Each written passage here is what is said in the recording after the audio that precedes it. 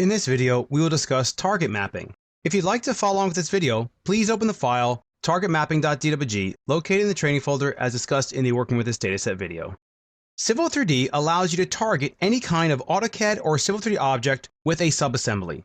As long as that subassembly is allowed to target, then you can define that target in the corridor model. Let's go ahead and first select our corridor model, and then navigate to the Modify Region panel and select Edit Targets.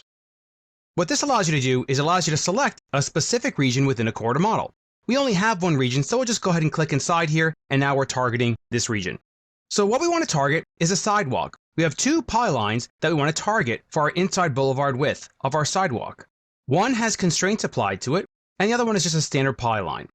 So this is why you name your subassemblies with something that makes sense. That way you can find them when you start targeting, as the name states exactly what you want to target.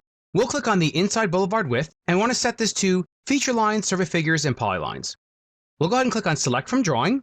That minimizes, and then we are prompted to select the objects.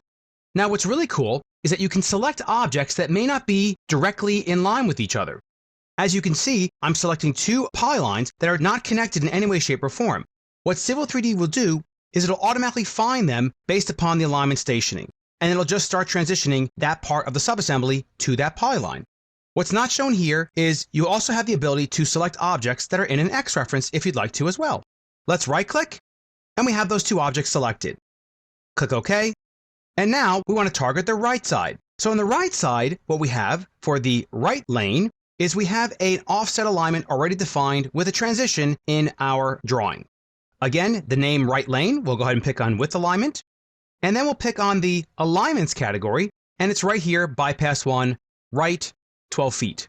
We'll click Add, and now we'll click OK. Click OK to rebuild the model, and you will see automatically Civil 3D will transition to those specific objects.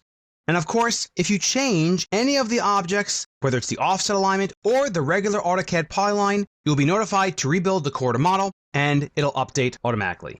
Press Escape to end the targeting functionality.